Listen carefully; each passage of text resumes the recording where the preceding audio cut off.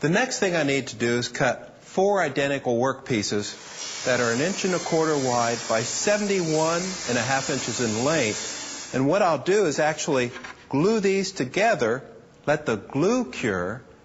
Now once that's done, what I need to do is use a table saw in a different way. I've moved the rip fence to the left side of the blade, and I've adjusted the blade height so the top of the curve of the blade matches the thickness of the plywood. And if you look at the end, you can see I already have a mark on here. I'm going to make the vertical cut here, and then this will be 1/2 inch in thickness. I'll notch it out in one direction, notch it out in the other, and then I'll get a good long running rabbet that I can glue onto the plywood.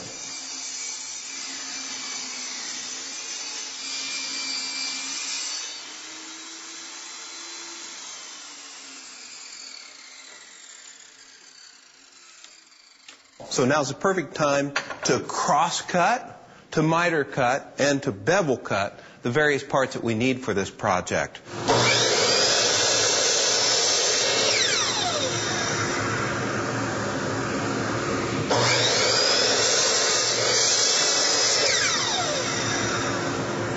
Now that's a beautiful trim board for the top, and it's mitered in at each end and then miter wrapped around the corner.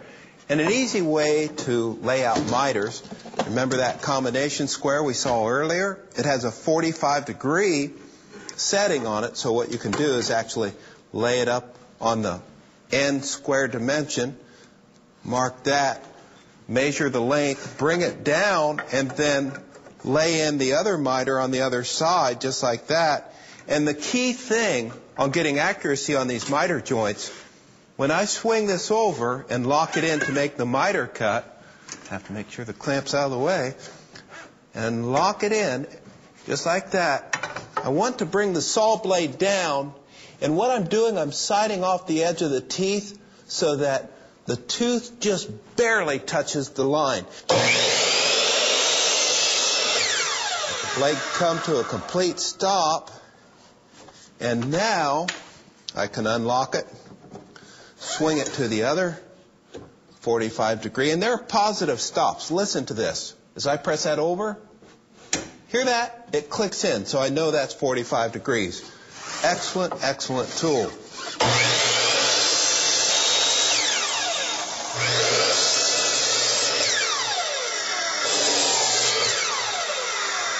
Let it come to a stop. Good.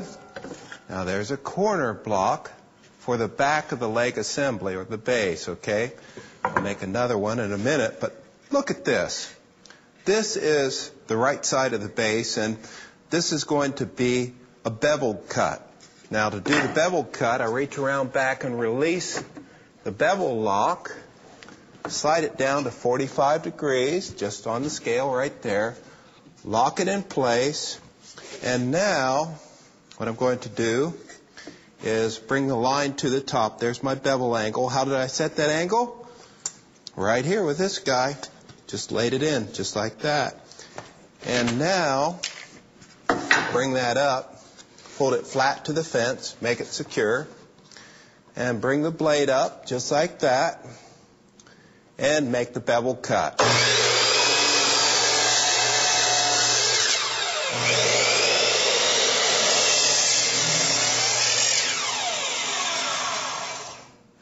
This is a glue-up assembly, best side out. You can see that the stile now is glued securely to the plywood. Take a look at the stack of blades here. There are 3 different blades locked onto the arbor of the saw. And what I'm doing here is using this to cut a groove a little bit wider than 3/8 of an inch. And I'll make 2 passes so the 3/4 inch thick work pieces will fit into this groove that will be a 1/4 inch deep and a 1/4 inch away from the front edge of the stile.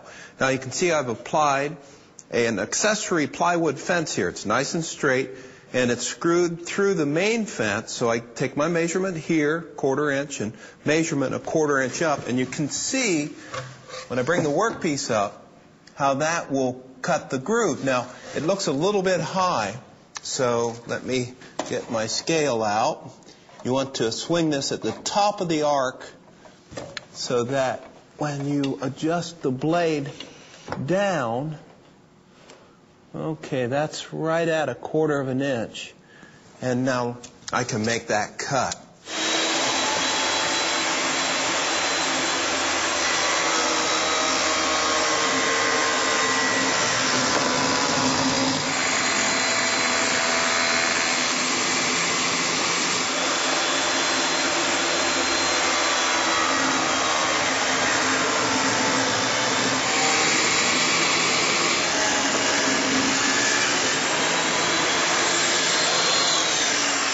Okay, now watch that blade as it comes to a stop.